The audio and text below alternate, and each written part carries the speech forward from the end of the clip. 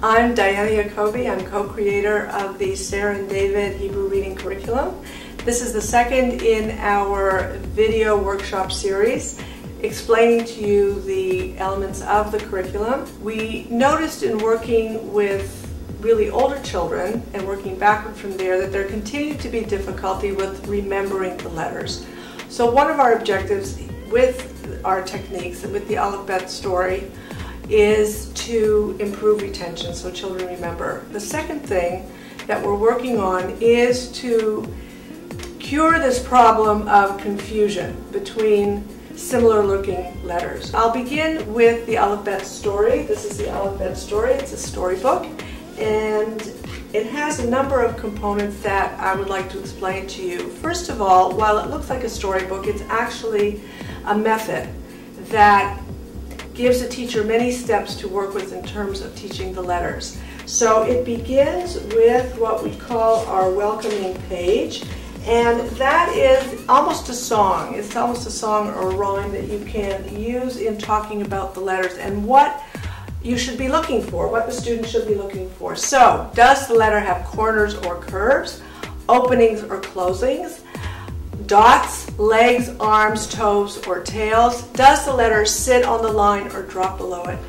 The storybook then offers the following. First of all, it's a whimsical story, and it's involving the student in the characters. Why is Sarah dreaming about shoes? Not just any shoes, high heel shoes. So this is at the heart of the method. Now let me share with you some of the images that make it fun and effective. First of all, we have the letter Tet. Tet is open on top. It has popcorn coming out, and this is to make the point that Tet is open. It happens to look very similar to Mem. These are major confusion points. Mem is open on the bottom. Mem is Molly. Molly's losing her marbles.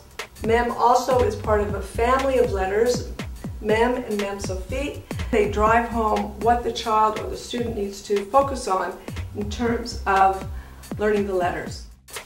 Another image that is really one of the fun ones is Dalet. Dalet and Resh tend to get confused. What we want the learner to notice is that Dalet has this dark, dirty, dented, dusty corner that creepy things love. So it's the scenario, it's the cobweb, it's the spiders, and it sits on the line, and this is a square letter with a corner, and please don't ever forget about this corner. Dalet has this dusty, dark, dirty, dented corner that creepy things love. This leads me directly into all of the extensions. The storybook, as you see from the pictures, have all kinds of props. So the first thing that I would recommend and suggest to the teachers to extend the book through all kinds of props. I see always a toy box that has a high heel shoe in it. It has these spiders. It has popcorn. It has marbles or M&Ms for the Mem. So you can have a tremendous amount of fun as part of your lesson to have props on hand related to the pictures. Additional extensions have to do with, first of all, you have audio. The audio reads the whole story from beginning to end and adds to each picture the sound effects to match the scenario taking place. Resh is round like a roller coaster. I love roller coasters. Another extension are the workbooks. There are two workbooks. The first level workbook is what we call the activity book. What it does is extend each of the stories. The children have learned the letter, learned the story. This gives them a way to extend that to color, connect the dots, and rethink and re-experience the study of the letter. This would be good in pre-K or K. K or first grade is the Aleph Bet Story Workbook, and this takes it to a little bit higher level where there is the storybook, a bubble letter, the right to left direction of Hebrew is introduced. They practice writing some of the letters, and you have some images that are connected in Hebrew to each letter. In addition, you have black and whites of each of the storybook images. They're very good to hand out, let's say, letter by letter as you're teaching. They can go home to parents to give them a heads up on what the child's been learning. They are very effective on the wall because you see them across a large size classroom. They're very clean and distinct, so they can be used as you teach to have the letters up. The one additional extension are these black and white flashcards, which connect the letters to words in Hebrew.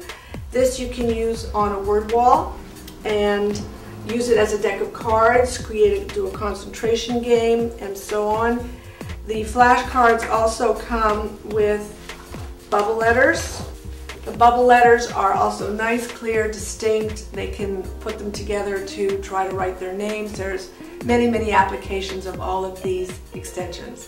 So you have, first of all, the Aleph Bet Story, which is a method, and all of these extensions to use in the classroom, to share with parents, to really create a whole experience around the letters. A final point is that each of these images in the Aleph Bet Story recur in the Learn to Read Hebrew series, which will be presented in the next video. So we're always reinforcing what's special about this letter, what do you need to know, and it's echoed in the next stage of the curriculum.